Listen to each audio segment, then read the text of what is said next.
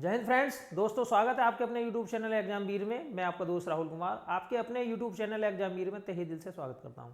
दोस्तों आज का टॉपिक रहने वाला है आंग्ल मैसूर युद्ध। देखिए, अगर आंग्ल मैसूर युद्ध की बात करी जाए दोस्तों, तो अंग्रेजों और मैसूर के बीच में कुल मिलाकर 4 युद्ध हुए। अब दोस्तों देखिए, अगर मैसूर की बात करूँ तो मैसूर दोस्तों कर्नाटक के अंदर पड़ता है और मैसूर का उस टाइम शासक दोस्तों हैदर अली होता था। हैदर अली के बाद में दोस्तों उसका पुत्र टीपू सुल्तान शासक बनता है। अब अगर मैं टीपू सुल्तान की बात करूं दोस्तों, टीपू सुल्तान का जो आईआर था, इंटरनेशनल रिलेशन था दोस्तों, वो बहुत मजबूत था और उसने अंग्रेजों को हराने के लिए फ्रांस की मदद और अंग्रेजों के शत्रुओं की मदद लेनी चाहिए थी। जैसे दोस्तों हमारे देश पर जब पाकिस्तान द्वारा आक्रमण होता है दोस्तों, तो पाकिस्तान का साथ अमेरिका ने दिया था। उसी प्रकार हम अपने आईआर का यूज करते हैं और हमारा साथ दोस्तों रूस हमारे सहयोगी ने दिया था। देखिए, उस टाइम में दोस्तों आईआर को शायद वो नहीं जानता होगा या बहुत सारे लोग नहीं जानते होंगे, लेकिन टीपू सुल्तान आईआर के नाम से अनभिज्ञ था, लेकिन दोस्तों उसका आईआर देखिए फिर भी कितना मजबूत था। वो अंग्रेजों के शत्रुओं से मदद लेता है, स्वतंत्रता का वृक्ष लगवाता है, जैकोबिन क्लब का सदस्य बनता है। अब हैदर अली की दोस्तों अगर मैं बात करूं तो हैदर अली एक अनपढ़ शासक है, लेकिन एक योग्य शासक है। पढ़ा लिखा नहीं है हैदर अली, लेकिन फिर भी दोस्तों अंग्रेज उसे अपना सबसे बड़ा शत्रु समझते हैं। हैदर अली मैसूर का शासक है, मैसूर कर्नाटक के अंदर पड़ता है। और देखिए, जब अंग्रेज अपनी शक्ति बढ़ा रहे थे दक्षिण भारत में, तो मैसूर एक ऐसा राज्य था जो कि अंग्रेजों की आंखों में खटकता था, जो कि अंग्रेजों से अभी तक हार नहीं मानी थी मैसूर ने। अब अगर मैं हैदराबाद के निजाम की बात करूं, मराठों की बात करूं दोस्तों, तो हैदर अली शुरू में प्रथम युद्ध में हैदराबाद के निजाम को और मराठों को अपने साथ करने में सफल हो जाता है और अंग्रेजों से मुकाबला करता है। और प्रथम युद्ध में, प्रथम आंग्ल मैसूर युद्ध में दोस्तों अंग्रेजों को हराता है हैदर अली। लेकिन हैदराबाद का निजाम और मराठे ज्यादा लंबे समय तक साथ नहीं देते हैं हैदर अली का दोस्तों, और वो अंग्रेजों के साथ चले जाते हैं। देखिए, आज की जो कहानी रहने वाली है बहुत ही इंटरेस्टिंग रहने वाली है। सभी साथियों से गुजारिश है जिन्होंने अभी तक चैनल को सब्सक्राइब नहीं किया है, चैनल को सब्सक्राइब कर लेना और जो पास वाली बेल आइकन है उसे प्रेस कर लेना, जिससे आपको हमारी वीडियो का नोटिफिकेशन मिल जाए। और अगर आपको वीडियो अच्छी लगती है तो वीडियो को लाइक करना है और चैनल को सब्सक्राइब करना है। और अगर आप हमारी वीडियो फेसबुक पर देख रहे हैं तो दोस्तों आपको हमें फॉलो भी जरूर करना है। देखिए, आज का जो संघर्ष रहने वाला है वो आंग्ल मैसूर युद्ध के बारे में रहने वाला है। 1767 से 1799 ईस्वी, 1767। अब 1757 में प्लासी का युद्ध होता है, 1764 में बक्सर का युद्ध होता है। अंग्रेज अपनी शक्ति को बढ़ाना शुरू कर देते हैं, वो बहुत से राज्यों का अधिग्रहण करते हैं। बंगाल, अवध, राजपूत, सिख, मराठे, हैदराबाद का नवाब, इन सबको दोस्तों, इन सब पे धीमे धीमे करके एक एक करके दोस्तों वो हराते जाते हैं और कब्जा करते जाते हैं। उसके बाद में दोस्तों बचता है मैसूर दक्षिण भारत में, जो कि अंग्रेजों के लिए अभी भी एक चुनौती बनी हुई थी। कुल मिलाकर बात करी जाए तो आंग्ल मैसूर युद्ध, 4 एंग्लो मैसूर युद्ध हुए हैं। प्रथम आंग्ल मैसूर युद्ध, द्वितीय आंग्ल मैसूर युद्ध, तृतीय आंग्ल मैसूर युद्ध और चतुर्थ आंग्ल मैसूर युद्ध। देखिए, अब प्रथम आंग्ल मैसूर युद्ध कब से कब तक हुआ और अंग्रेजों का गवर्नर जनरल कौन था और किस संधि से इसका अंत हुआ और इसमें किसे लाभ हुआ, कौन जीता कौन हारा। तो प्रथम आंग्ल मैसूर युद्ध 1767 से 1769, देखिए 1767 से 1769 ईस्वी में प्रथम आंग्ल मैसूर युद्ध हुआ हैदर अली और अंग्रेजों के बीच। हैदर अली और अंग्रेजों के बीच, जिसमें हैदर अली मैसूर का शासक था और बंगाल का जो गवर्नर है वो है लॉर्ड वेरेलस्ट। लॉर्ड वेरल्स, देखिए लॉर्ड वेरेलस्ट है बंगाल का गवर्नर जनरल, और यह मद्रास की संधि 1769 ईस्वी से समाप्त हो जाता है। पहले युद्ध में क्या होता है, अभी पहले युद्ध में दोस्तों हैदर अली हैदराबाद का नवाब और मराठों को अपने पक्ष में करने में सफल होता है और अंग्रेजों से लड़ता है और अंग्रेजों को हरा देता है, जिसमें मद्रास की संधि 1769 ईस्वी के द्वारा इस युद्ध का अंत होता है। हैदर अली दक्षिण भारत का प्रथम शासक था जो अंग्रेजों से अभी तक पराजित नहीं हुआ है। दूसरा आंग्ल मैसूर युद्ध कब होता है? देखिए 1780 से 1784, 1780 से 1784, 11 साल अंग्रेज वेट करते हैं, अपनी शक्ति को बढ़ाने का प्रयास करते हैं। देखिए 11 साल बाद 1780 से 1784 में द्वितीय आंग्ल मैसूर युद्ध होता है। हैदर अली, इस टाइम भी शासक दोस्तों मैसूर का हैदर अली है। इस टाइम गवर्नर जनरल है Warren Hastings, governor general change हो जाता है, वारेन हेस्टिंग्स। ये मंगलोर की संधि 1784 के द्वारा इस युद्ध का अंत होता है। देखिए मंगलोर की संधि 1784 के द्वारा इस युद्ध का अंत होता है। हैदर अली की मृत्यु के बाद टीपू सुल्तान नेतृत्व लीड करता है। हैदर अली की दोस्तों मृत्यु हो जाती है और हैदर अली की मृत्यु के बाद में उसका बेटा टीपू सुल्तान युद्ध को संभालने का काम करता है, नेतृत्व करता है। अब आते हैं तृतीय आंग्ल मैसूर युद्ध के बाद। देखिए तृतीय आंग्ल मैसूर युद्ध 1790 से 1792 ईस्वी में होता है। टीपू सुल्तान इस टाइम शासक है। लॉर्ड कॉर्नवालिस इस टाइम गवर्नर जनरल है बंगाल का। और ये युद्ध अंत होता है श्रीरंगपट्टनम की संधि 1792 के द्वारा। श्रीरंगपट्टनम की संधि 1792 के द्वारा इस युद्ध का अंत होता है। टीपू सुल्तान की जो स्थिति है वो कमजोर हो जाती है, क्योंकि दोस्तों ये हैदराबाद के नवाब और मराठों को अपनी ओर लेने में असमर्थ रहता है। चतुर्थ आंग्लो मैसूर युद्ध 1799 ईस्वी, टीपू सुल्तान शासक है। लॉर्ड वेलेजली गवर्नर जनरल है बंगाल का। अब देखिए मैसूर की सहायक संधि के द्वारा इसका अंत होता है, लेकिन टीपू सुल्तान की दोस्तों यहां पर मृत्यु हो जाती है। देखिए टीपू सुल्तान की मृत्यु हो जाती है और मैसूर में वाडियार वंश की स्थापना, अंग्रेजों ने वाडियार वंश के शासक से सहायक संधि कर ली। अंग्रेजों का अपने साम्राज्य को प्रसार करने की नीति। दक्षिण भारत में एकमात्र एक ऐसा शासक था मैसूर जो कि अंग्रेजों के अभी तक कब्जे में नहीं था। कहानी थी मैसूर को अंग्रेजों द्वारा अपने साम्राज्य में मिलाए जाने की।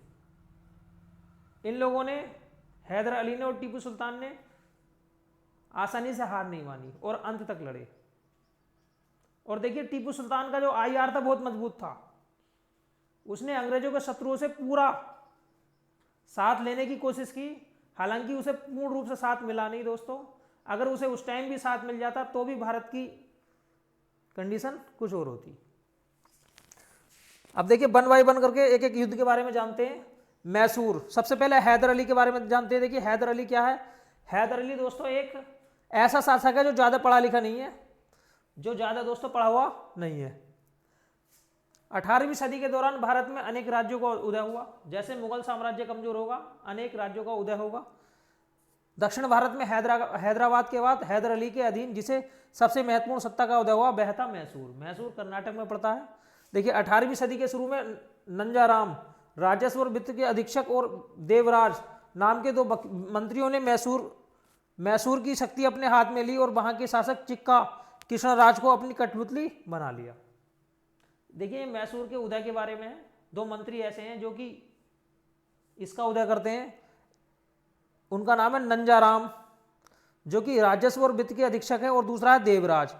देखिए नंजाराम और देवराज ये दो मंत्री ऐसे हैं दोस्तों जिन्होंने मैसूर की शक्ति अपने हाथों में ली और वहां का जो राजा है चिक्का कृष्णराज उसे अपने हाथों की कठपुतली बनाने का काम ये करते हैं। ठीक है भाई, आपको मैसूर के उदय के बारे में ये जानकारी ध्यान रखनी है। हैदर अली का जो जन्म है 1721 में एक अत्यंत सामान्य परिवार में होता है, जिसे अपना जीवन मैसूर की सेना में एक साधारण अधिकारी के रूप में व्यतीत करना पड़ता है। साधारण अधिकारी था हैदर अली शुरू में, उसके बाद में दोस्तों ये राजा बनता है। देखिए हैदर अली शिक्षित नहीं था, लेकिन कुशाग्र बुद्धि, इसकी जो बुद्धि थी बहुत तेज थी, प्रतिभा का धनी था। वह अत्यंत परिश्रमी, लगनशील, साहसी और दृढ़ निश्चयी व्यक्ति था। इसके अंदर एक पढ़े लिखे के छोड़कर बाकी सारे गुण थे। कुशाग्र बुद्धि थी इसकी, प्रतिभा का धनी था और अत्यंत परिश्रमी था, लगनशील था, साहसी था और दृढ़ निश्चयी था। देखिए हैदर अली एक प्रतिभाशाली सेना नायक के साथ चालाक राजनीतिज्ञ भी था। देखिए 1755 में डिडीगुल में हैदर अली ने एक आधुनिक शस्त्रागार की स्थापना की। 1755 में डिडीगुल में हैदर अली क्या करता है? आधुनिक शस्त्रागार की स्थापना करता है। शस्त्रागार जहां पर दोस्तों हथियार बनाए जाते हैं। देखिए, और इन्होंने फ्रांसीसियों की मदद ली। देखिए फ्रांसीसियों की मदद लेता है अपने शस्त्रागार को मजबूत बनाने में। हैदर अली ने 1761 में नंजाराम को सत्ता से अलग कर दिया। नंजाराम को सत्ता से अलग करने का काम हैदर अली करता है 1761 में, तथा मैसूर राज्य पर अपना अधिकार स्थापित कर लिया इसने। कहने का मतलब मैसूर राज्य की स्थापना इसने नहीं की थी, दो मंत्री थे दोस्तों, उन लोगों ने वहां का जो शासक था कृष्ण चिक्का राज, उसे अपने हाथ की कठपुतली बनाया। तो दो जो मंत्री हैं उन्होंने दोस्तों मैसूर राज्य की स्थापना की है। हैदर अली कब्जा कर लेता है मैसूर पर। हैदर अली ने अपनी सत्ता के लगभग आरंभ से मराठा सरदारों, निजाम और अंग्रेजों की सेनाओं को कई बार पराजित किया। देखिए ये मराठों को भी पराजित कर चुका था और निजाम को भी पराजित कर चुका था।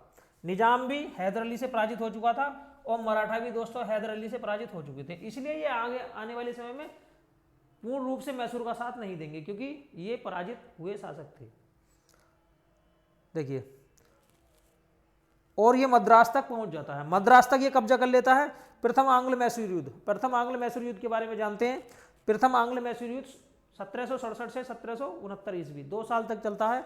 देखिए 1768 से 1769 ईस्वी, ये 1769 है। यह युद्ध अंग्रेजों की आक्रामक नीति का परिणाम था। आक्रामक नीति, अंग्रेज आक्रामक नीति रखते थे।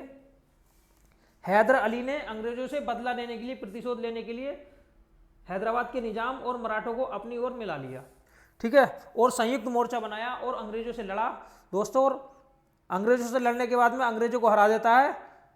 और दोस्तों ये कहां पहुंच जाता है? अभी देखिए, ये दोस्तों निजाम हैदर अली का साथ छोड़कर अंग्रेजों की सेना में शामिल हो गया।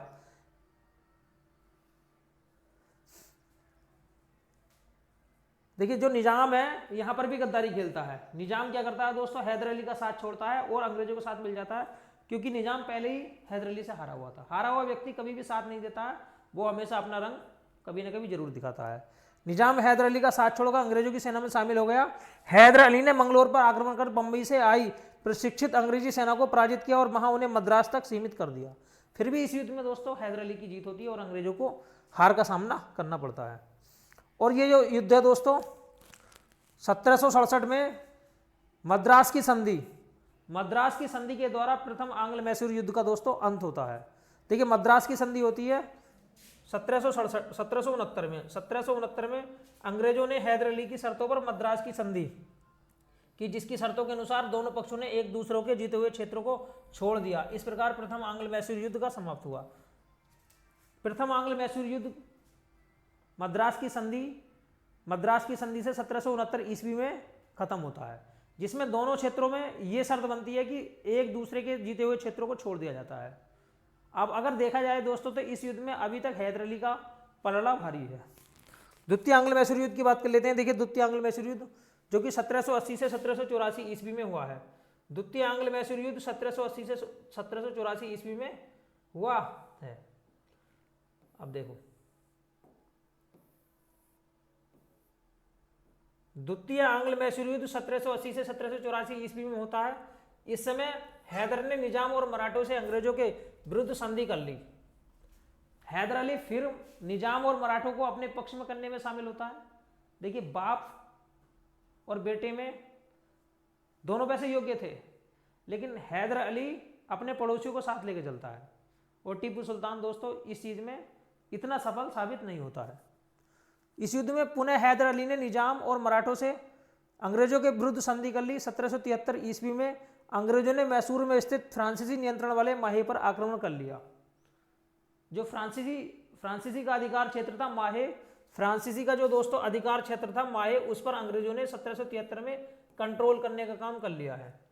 अब हैदर अली की एक खुली चुनौती थी, माहे पर आक्रमण करना हैदर अली के लिए खुली चुनौती थी। हैदर अली को डायरेक्ट युद्ध के लिए उकसाने का काम दोस्तों अंग्रेज कर देते हैं। अब 1780 में द्वितीय आंग्ल मैसूर युद्ध शुरू होता है। 1780 में द्वितीय आंग्ल मैसूर युद्ध दोस्तों शुरू होता है, जिसमें हैदर अली ने कर्नाटक पर आक्रमण कर द्वितीय आंग्ल मैसूर युद्ध की शुरुआत की। इसमें शुरुआत करने का जो काम है वो हैदर अली के द्वारा किया जाता है, कर्नाटक पर आक्रमण करके। उसने अंग्रेज जनरल जॉर्ज वेली को, अंग्रेज जनरल था जॉर्ज वेली, उसे हराने का काम हैदर अली के द्वारा किया जाता है और अर्काट पर अधिकार कर लिया। और हैदर अली ने अर्काट पर अधिकार कर लिया, जॉर्ज वेली को हराकर। 1781 में हैदर अली का सामना अंग्रेज जनरल आयरकूट से होता है, जिसे वारेन हेस्टिंग्स ने हैदर अली के विरुद्ध भेजा था। अब देखिए आयरकूट को जो भेजने का काम है वो वारेन हेस्टिंग्स करता है, जो कि बंगाल का गवर्नर जनरल था। किसे भेजने का काम करता है? आयरकूट को। ठीक है, आयरकूट को भेजने का जो काम है वारेन हेस्टिंग्स करता है। आयरकूट ने पोर्टोनेवा के युद्ध में हैदर अली को परास्त किया। देखिए पोर्टोनेवा के युद्ध में हैदर अली को परास्त करने का जो काम है वो आयरकूट के द्वारा दोस्तों किया जाता है। देखिए लेकिन इसका कोई लाभ नहीं मिला। हैदर अली वास्तव में आयरकूट से हार गया, लेकिन दोस्तों हैदर अली को कोई हानि नहीं हुई और अंग्रेजों को इसका कोई लाभ नहीं मिला। 1782 में हैदर एक बार पुनः अंग्रेजी सेना को पराजित करने में सफल हुआ।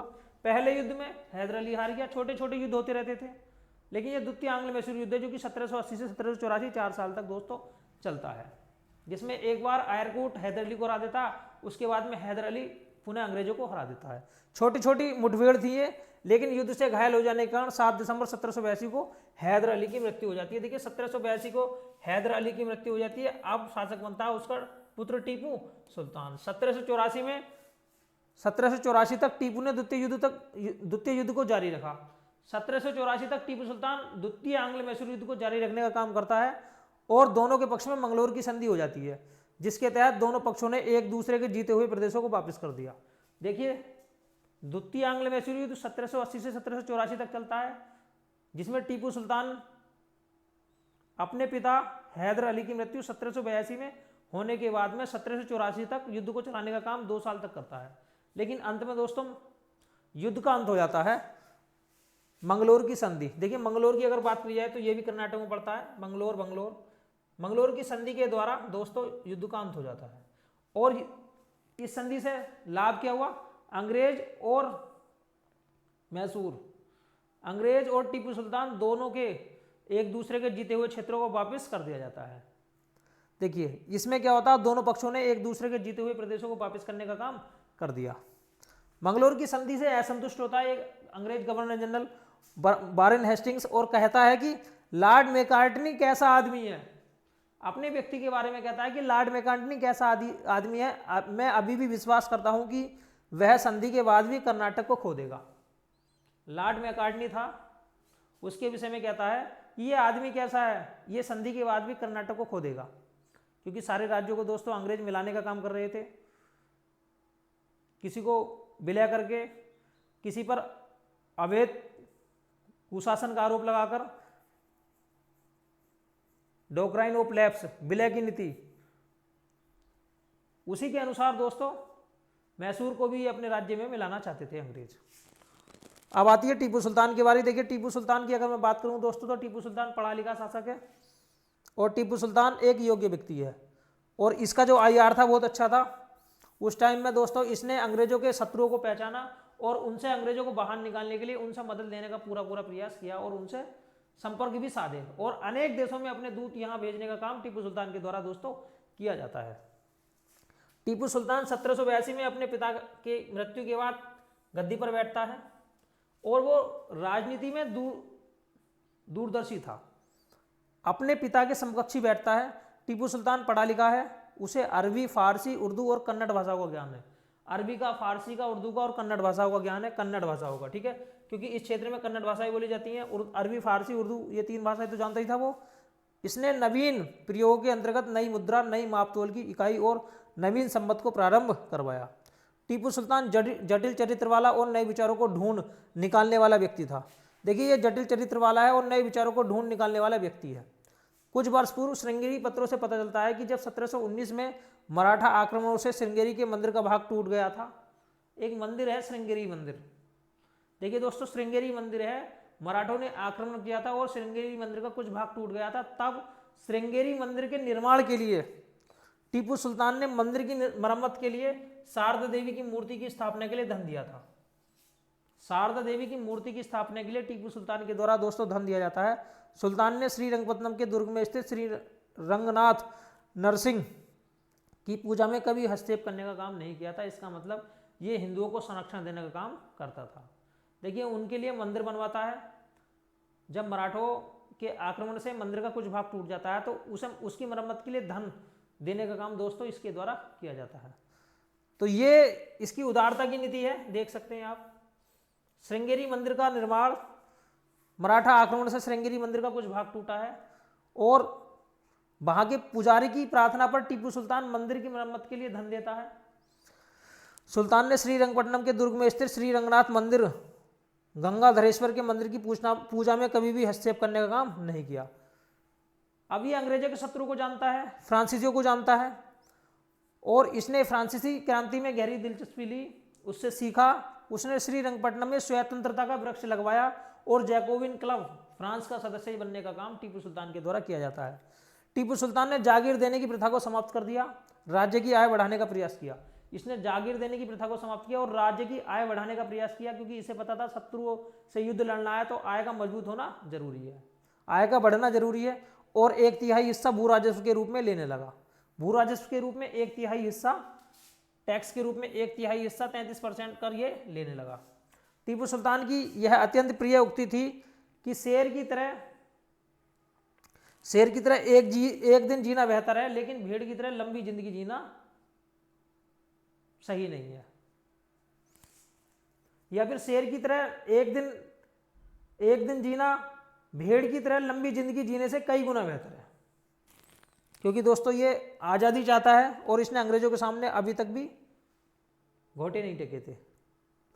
अब बात कर लेते हैं तृतीय आंग्ल मैसूर युद्ध, जो कि 1790 से 1791 तृतीय आंग्ल मैसूर युद्ध के बारे में बात कर लेते हैं। देखिए तृतीय आंग्ल मैसूर युद्ध 1790 से 1791 ईस्वी में तृतीय आंग्ल मैसूर युद्ध होता है।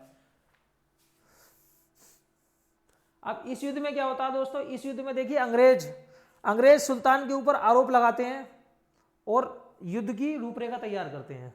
अंग्रेजों द्वारा सुल्तान के ऊपर इस आरोप को लगाकर तैयार किया जाता है कि उसने फ्रांसीसियों से अंग्रेजों के विरुद्ध गुप्त समझौता किया है।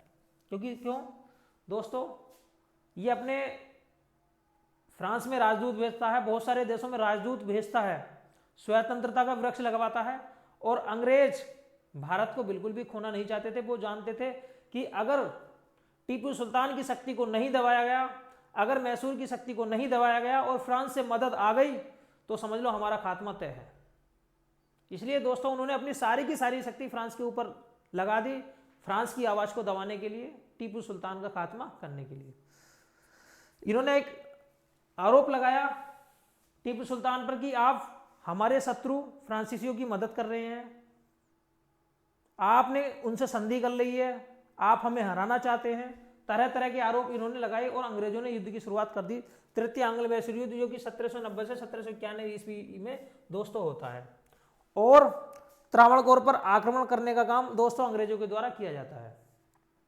अंग्रेजों ने मराठों और निजाम की सहायता से श्रीरंगपट्टनम पर आक्रमण किया। अब इस युद्ध में क्या होता है, इस युद्ध में अंग्रेज मराठों को और निजाम को, देखिए अंग्रेजों ने दोस्तों मराठों को और निजाम को अपने पक्ष में करने का काम किया। देखिए मराठों को भी और निजाम को अपने पक्ष में करने का काम किया है और टीपू सुल्तान के ऊपर दोस्तों आक्रमण करते हैं। मिंडोज के नेतृत्व में टीपू सुल्तान पराजित हुआ। मिंडोज के नेतृत्व में क्या होता है, टीपू सुल्तान दोस्तों पराजित होता है, क्योंकि तीन शक्तियां जब एक व्यक्ति से लड़ेंगी तो एक व्यक्ति तो हार नहीं आना है। टीपू सुल्तान हार जाता है और फरवरी 1792 में तत्कालीन गवर्नर जनरल कॉर्नवालिस ने टीपू सुल्तान के श्रीरंगपट्टनम स्थित किले को घेरकर उसे संधि के लिए विवश कर दिया। जो कॉर्नवालिस था वो टीपू सुल्तान के किले को घेरता है और उसे संधि करने के लिए विवश कर देता है। और जब संधि करने के लिए विवश करेगा दोस्तों तो अपनी शर्त ऐसी रखेगा जिससे टीपू सुल्तान का खात्मा हो जाए, टीपू सुल्तान की कमर ही वो संधि के द्वारा तोड़ देगा। क्योंकि अंग्रेज बहुत चालाक थे, जब ये हारते थे तो सिर्फ ऐसी संधि करते थे कि एक दूसरे के जीते हुए क्षेत्रों को वापस कर दो, लेकिन अगर ये जीतते थे तो ऐसी संधि करते थे कि ये उठ ना पाए, ये एक बार में नस्ता नाबूद हो जाए। अंग्रेजों और टीपू सुल्तान के मध्य मार्च 1792 में श्रीरंगपट्टनम की संधि होती है। मार्च 1792 में श्रीरंगपट्टनम की संधि संपन्न हुई अंग्रेजों और टीपू सुल्तान के बीच में। संधि की शर्तों के अनुसार टीपू को अपने राज्य का आधा हिस्सा अंग्रेजों और उसके सहयोगियों को देना था। देखिए अंग्रेजों ने टीपू सुल्तान की कमर तोड़ने का पूरा काम किया। आधा हिस्सा अंग्रेजों को और अंग्रेजों को सहयोगी हैदराबाद का निजाम और मराठे उन दोनों को देना है। देखिए अंग्रेजों और उसके सहयोगियों को राज्य का आधा हिस्सा देना है। देखिए शर्तों के अनुसार टीपू को अपने राज्य का आधा हिस्सा अंग्रेजों और उसके सहयोगियों को देना था और युद्ध के हार जाने के रूप में 3 करोड़ रुपए अंग्रेजों को देना था। देखिए जो युद्ध का खर्च हुआ उसका पैसा भी अंग्रेजों ने ले लिया और टीपू सुल्तान का आधा हिस्सा भी दोस्तों अपने आप को तो ले लिया, अपने दोस्तों को, हिंदुस्तान के जो लोग थे उनसे संधि किस आधार पर की थी भाई, उनसे संधि भी तो दोस्तों कुछ ना कुछ शर्तें होंगी भाई। जो शर्तें थी कि आपको राजा बना दिया जाएगा या फिर आपको इतना पैसा मिलेगा, आपको इतना भाग मिलेगा, तभी जाकर हैदराबाद का निजाम और मराठे अंग्रेजों के साथ में दोस्तों आते हैं। तृतीय आंग्ल मैसूर युद्ध में टीपू सुल्तान मराठों और निजाम इन्हें अपनी ओर मिलाने में नाकामयाब रहता है। हालांकि अंग्रेज अपनी ओर इन्हें मिला लेते हैं और तीनों शक्तियां मिलकर टीपू सुल्तान पर हमला करती हैं।